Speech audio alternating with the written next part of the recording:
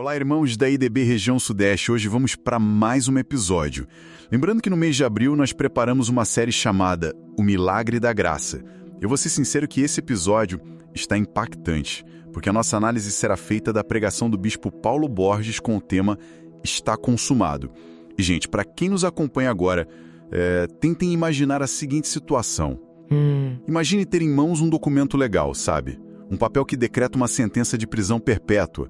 Uma dívida daquelas que é absolutamente impossível de ser paga. Nossa, sim? E aí, de repente, a pessoa observa alguém não apenas pegar e rasgar esse documento, mas reescrever completamente a identidade de quem estava ali, condenado. É fascinante a gente mergulhar nos detalhes de como uma única palavra, tipo um termo contábil gritado por um homem à beira da morte, conseguiu literalmente estilhaçar e reconfigurar toda a ordem espiritual.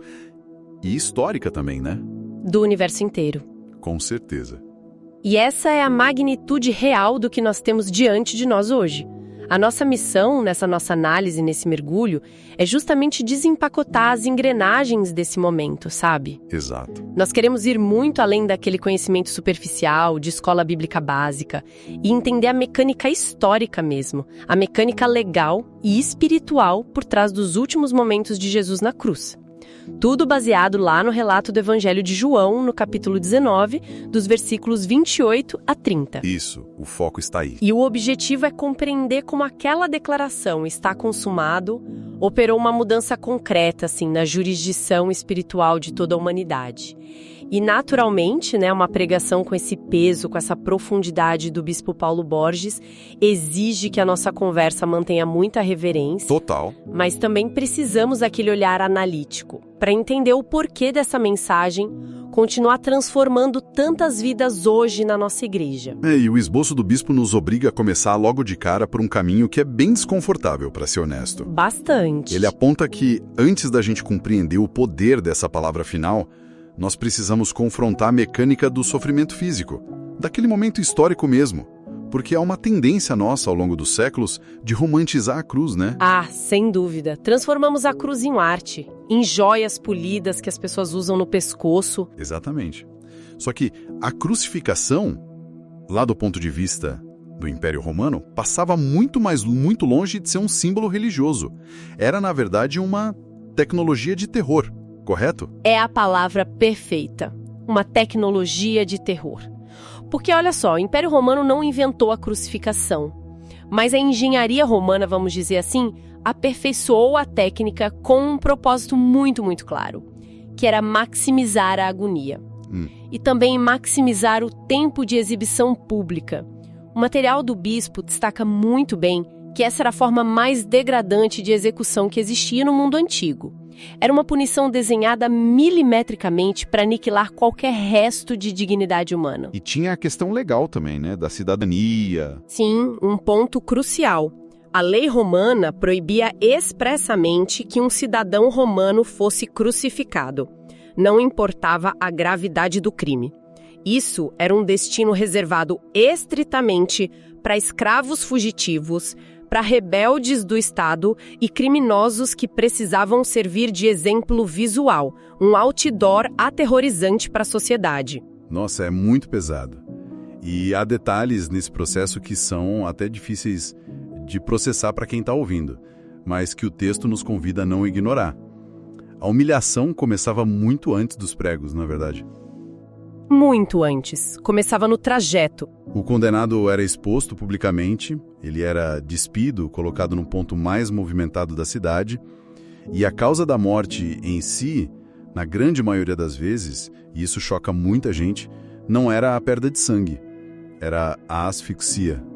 Precisamente. E entender essa fisiologia da crucificação é fundamental para a gente captar o peso do que aconteceu lá no Calvário. Porque, imagina, quando um corpo é pendurado pelos braços em um ângulo aberto, o próprio peso puxa o diafragma para baixo. Certo. Isso coloca o sistema respiratório da pessoa em uma posição de inspiração contínua. Os pulmões ficam cheios de ar. Para conseguir expirar, para soltar o ar e puxar um novo fôlego, a pessoa crucificada precisava obrigatoriamente se apoiar nos pregos que estavam cravados nos pés. Ah, fazendo força para cima. Isso, ela tinha que empurrar o próprio corpo para cima.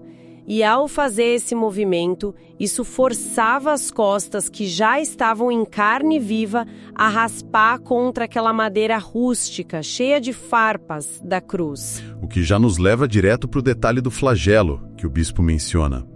Porque as costas de Jesus não estavam apenas machucadas ou arranhadas, elas estavam completamente destruídas. Destruídas, não sobrava quase nada intacto.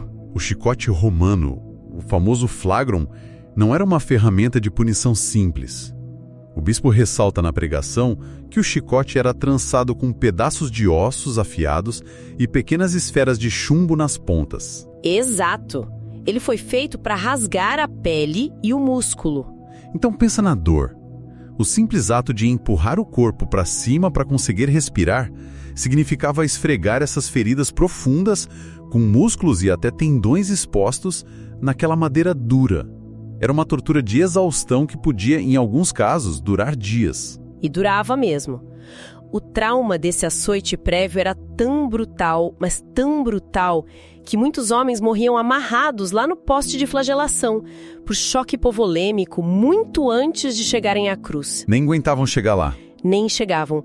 A intenção de Roma era exatamente essa: levar o indivíduo até a beirada do limite absoluto da morte, antes mesmo de começar a execução de fato. E aqui, gente, entra um ponto que me faz parar e questionar muito. E acho que quem nos ouve pode refletir junto. O relato bíblico mostra que Jesus caminhou em direção a esse nível extremo de brutalidade em absoluto silêncio, sem reagir, sem recuar 1 milímetro. Sim, como uma ovelha muda, como diz o profeta. Mas aí, se a gente for parar para pensar de forma puramente lógica, se Jesus é o próprio Deus encarnado com poder absoluto sobre tudo, por que todo esse mecanismo sangrento foi necessário? É uma grande questão. Ele não poderia simplesmente olhar dos céus e decretar algo como: "Ah, a humanidade está perdoada." Por que a necessidade de um cenário de aparente derrota total e de uma violência tão explícita, tão gráfica? Essa é, sem dúvida, uma das perguntas teológicas mais importantes que alguém pode fazer. E a resposta, que o bispo aborda tão bem, passa direto pela natureza da justiça de vida. Como assim, a natureza da justiça? Porque, na estrutura bíblica, o perdão não é simplesmente ignorar um erro, tipo, fingir que não aconteceu. Fazer vista grossa seria uma corrupção da justiça. O preço do pecado, que a quebra da lei eterna de Deus, exigia o pagamento com a própria vida. O salário do pecado é a morte. Exato. Tinha que ter derramamento de sangue. A justiça perfeita de Deus exigia que essa penalidade fosse física e legalmente absorvida, e não apenas cancelada por um capricho cósmico. Entende? Ah, faz todo sentido. É uma questão de legalidade. Isso mesmo.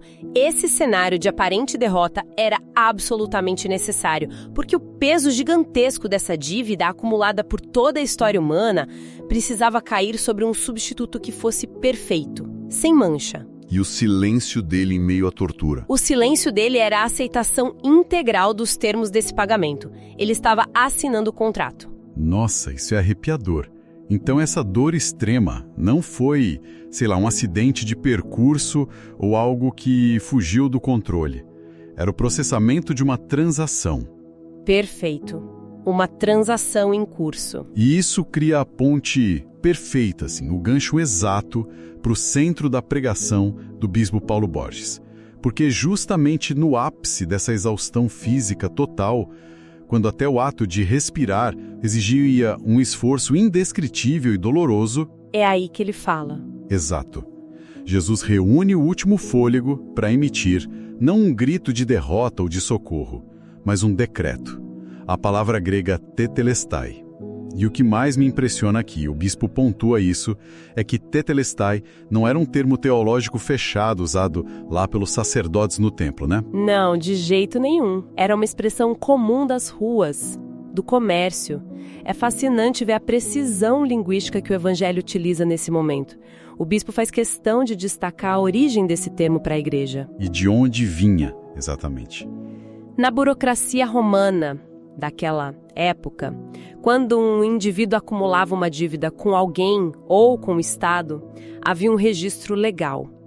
Um pergaminho mesmo ou uma tábua de cera que detalhava cada centavo do que era devido. Uma nota promissória da época? Isso, uma promissória. Quando essa pessoa ou algum benfeitor generoso conseguia finalmente quitar aquele montante, um magistrado ou o credor pegava aquele documento e carimbava, ou escrevia transversalmente bem grande a palavra tetelestai. Ou seja, traduzindo para nós, está pago na totalidade. Exatamente. Pago, encerrado. O significado dessa palavra era inquestionável nos tribunais da época. Queria dizer, a dívida foi quitada, não há mais exigências, não há mais juros a correr, absolutamente nada mais pode ser cobrado. Que impacto! Desisto. Ou, ufa, meu sofrimento finalmente acabou. Não foi um suspiro de alívio. Foi uma declaração jurídica. A declaração jurídica mais poderosa já feita na história. O Filho de Deus estava naquele momento notificando o Tribunal do Universo de que a transação havia sido concluída com absoluto sucesso. Incrível. E para ilustrar como essa mecânica funciona na nossa prática diária, a pregação traz uma analogia incrível que nós precisamos explorar aqui e quem nos ouve agora tenta visualizar isso. É uma imagem muito forte. Imagine um homem que cometeu um crime de responsabilidade gravíssimo e ele acaba acumulando uma dívida impagável diante do Estado, uma multa colossal. Ele tenta desesperadamente resolver o problema com as próprias mãos. Como todos nós tentamos, né? Pois é, ele faz horas extras, vende tudo que tem, junta até as moedinhas, mas logo percebe a matemática cruel da coisa. Os juros da sua dívida crescem num ritmo muito mais rápido do que a sua capacidade de fazer qualquer pagamento. E a condenação só esmaga ele. Esmaga completamente. A esperança some.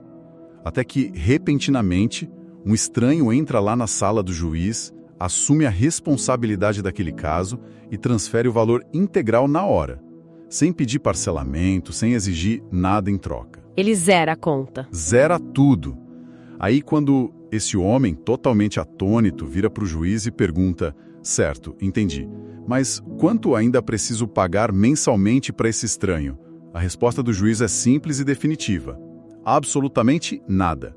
O documento foi carimbado com tetelestai. E olha, essa ilustração atinge o cerne do milagre da graça, porque ela mostra exatamente a mudança instantânea na realidade jurídica e existencial daquele indivíduo. Não tem mais processo pendente. Exato, e o bispo ancora isso teologicamente com muita maestria lá na carta aos Colossenses, no capítulo 2, versículo 14, que descreve o próprio Deus cancelando o escrito de dívida, que consistia em ordenanças e que nos era totalmente contrário. O documento de condenação. Isso mesmo. O texto bíblico diz que ele cravou isso na cruz.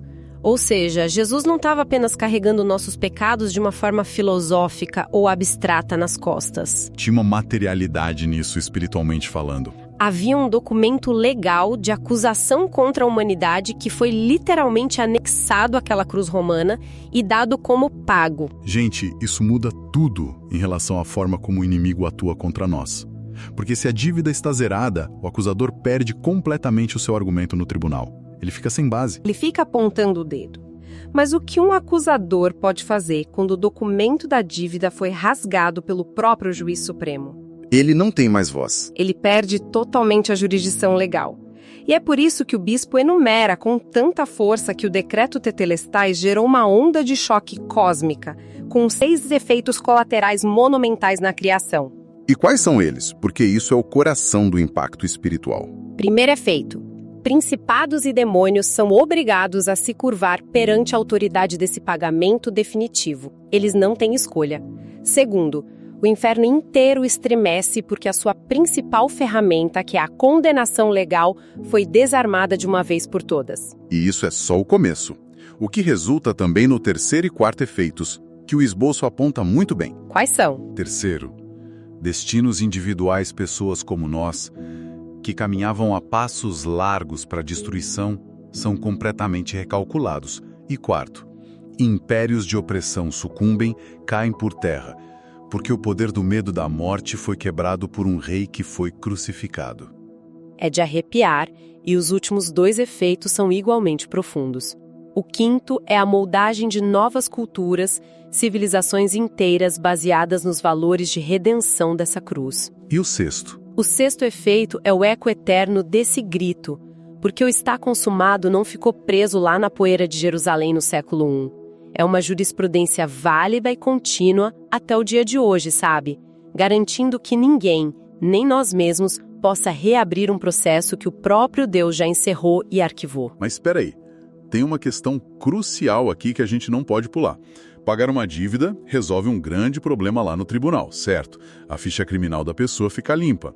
Mas um juiz da vara criminal não convida automaticamente o réu absolvido para ir almoçar ou jantar na casa dele no domingo. Ah, excelente ponto. Realmente não. A legalidade está resolvida, a multa está paga, mas e o relacionamento? O bispo Paulo Borges não permite que a nossa análise termine apenas no aspecto financeiro ou jurídico da obra da cruz, porque o perdão sem proximidade, sem afeto, seria incompleto, né? E essa é uma observação fundamental que introduz a próxima etapa maravilhosa da mensagem dele.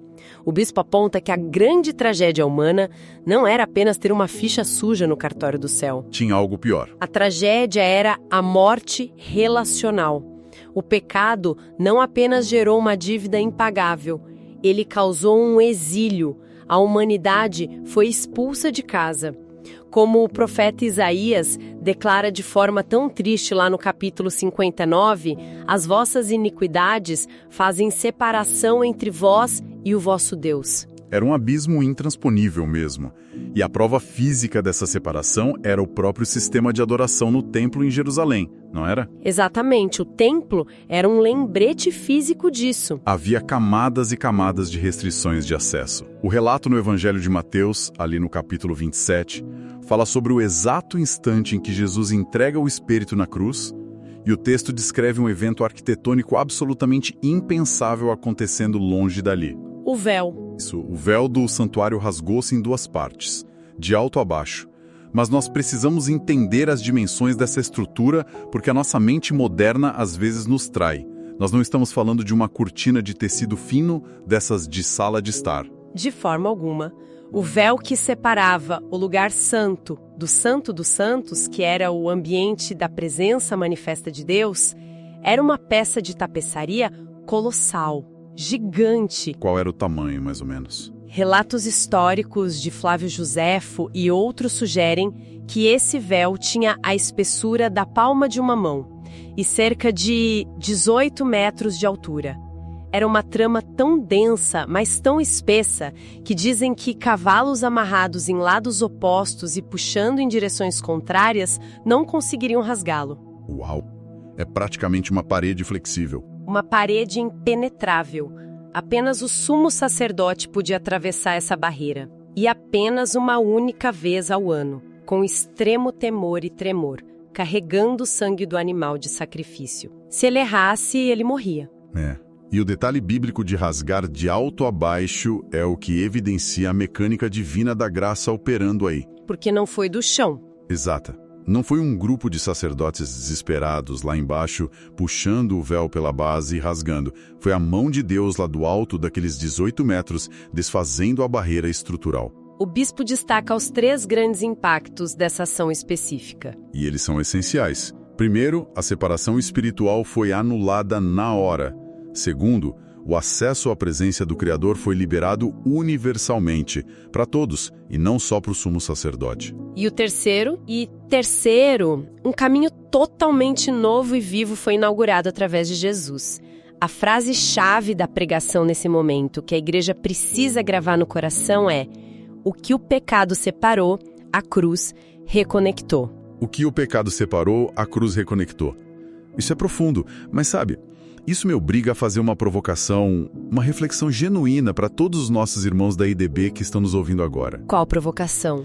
Se o véu já rasgou, gente, se as portas que pesavam toneladas foram escancaradas por Deus, por que o ser humano ainda demonstra tanta resistência em simplesmente entrar? É a grande contradição, né? Por que tantos de nós ainda preferem ficar do lado de fora, lá no pátio exterior, abraçados à culpa e achando que ainda precisam de intermediários, de métodos ou de penitências para falar com Deus. As pessoas ficam do lado de fora da presença porque, embora as portas daquela prisão estejam abertas de par em par, a mente delas ainda funciona sob a lógica tortuosa do cativeiro. Elas estão presas por dentro. Exatamente. É a diferença enorme entre receber um indulto oficial de perdão e, de fato, experimentar a libertação real no dia a dia. Jesus disse claramente em João capítulo 8, versículo 36, se o Filho os libertar, verdadeiramente serão livres. O bispo Paulo Borges enfatiza que Jesus não sofreu todo aquele horror físico apenas para emitir um perdão legal e frio.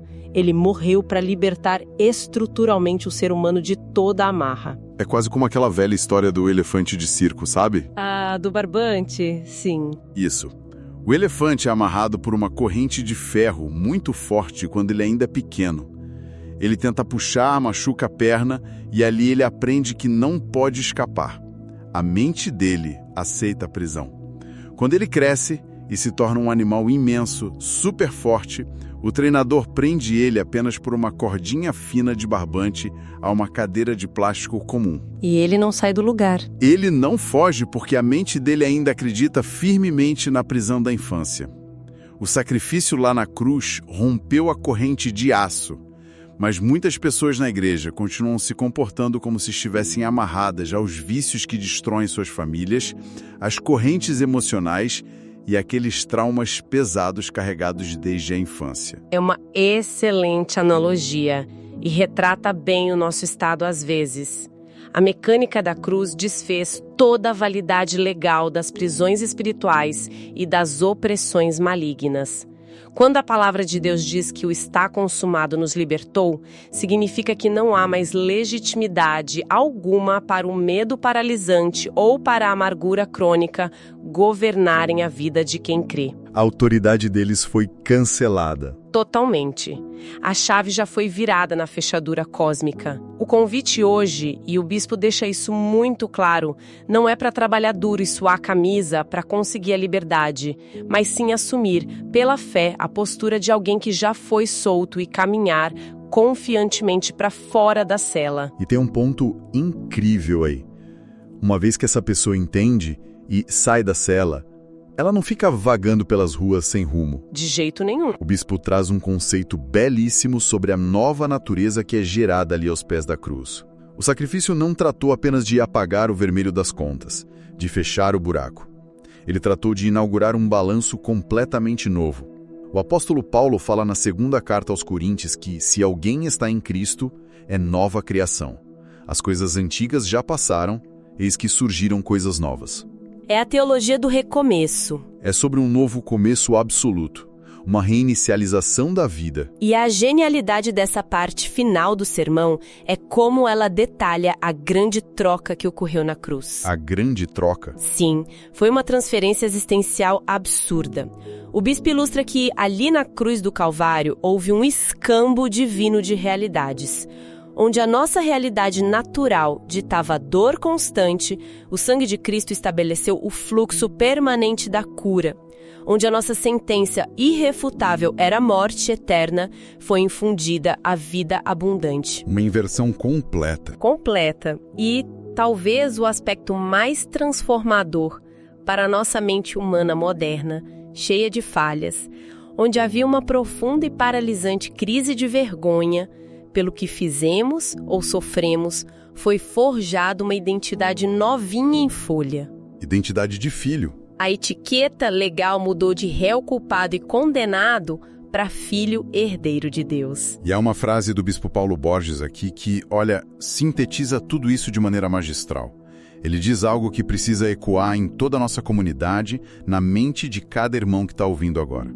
Ele diz, na cruz, Deus não apenas apagou o seu passado, Ele escreveu um novo futuro. Amém. É isso mesmo. Pensa nisso, gente. Não é só sobre um quadro negro que estava todo rabiscado de giz, foi apagado e deixado lá, vazio e limpo. É sobre o próprio Deus, desenhando um projeto inteiramente novo, em cores vivas, nesse mesmo quadro que antes era só escuridão. E esse é, sem dúvida, o selo final da restauração de Deus. Pensa comigo, um perdão judicial sem uma nova identidade acoplada produziria apenas um bando de ex-condenados tentando sobreviver de forma desajeitada na sociedade de Deus, sempre com a cabeça baixa. Cidadãos de segunda classe. Exato, mas a graça maravilhosa não faz isso. Ela transforma ex-condenados na própria realeza divina, entregando a nós os exatos mesmos direitos de acesso ao Pai que o próprio Jesus, o Filho, tem. Inacreditável o peso disso. E recapitulando o arco impressionante que o bispo construiu nessa pregação, nós começamos vendo uma dívida impagável sendo quitada com a palavra final de um homem exausto. Sim. Em seguida, entendemos como a jurisdição espiritual e a legalidade foram arrancadas das mãos daquele que nos acusa. Depois, nós vimos o véu espesso do templo, com seus 18 metros, ser partido ao meio por Deus, escancarando o relacionamento. A volta para casa. E, finalmente, testemunhamos agora a mente cativa sendo liberta para viver uma identidade nova. E tudo isso nos leva para um momento crítico, o ápice mesmo desse mergulho. Porque, ao final, o bispo faz um apelo incontornável à congregação. A pergunta que ele lança é o grande pivô de toda essa exposição teológica. Uma pergunta que desinstala a gente. Ele pergunta: se está tudo consumado, por que ainda tem tanta gente vivendo como se não estivesse? E a resposta, por mais dura que seja, é que a apropriação de toda essa realidade espiritual exige o nosso engajamento. O evento ocorrido lá na colina do Calvário é um fato histórico e irrefutável, validado de uma vez por todas. Mas a dinâmica do milagre da graça, o fato desse milagre se materializar no nosso dia a dia, isso exige rendição. Deus não invade a nossa vontade, né? Não. O sacrifício é irrefutável. A porta do Santo dos Santos está aberta, mas Deus não empurra ninguém à força através dela. A mensagem do bispo deixa cristalino que o sangue derramado não perdeu a sua eficácia. Ele carrega hoje o mesmo poder de transformação e cura de 2000 anos atrás. É poder real.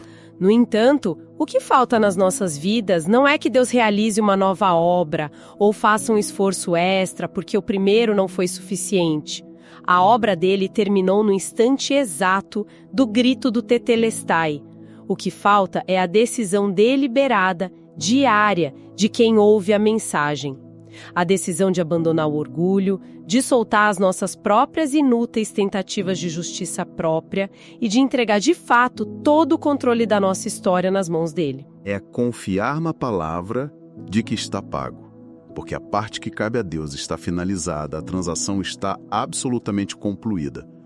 E é por isso que, caminhando para o encerramento da nossa conversa de hoje, eu quero reverberar a frase final do bispo Paulo Borges, que ficou martelando na minha mente. Ela é muito poderosa. É uma declaração projetada mesmo para despertar a igreja e para mudar o paradigma que a gente tem sobre o sofrimento de Cristo na Páscoa.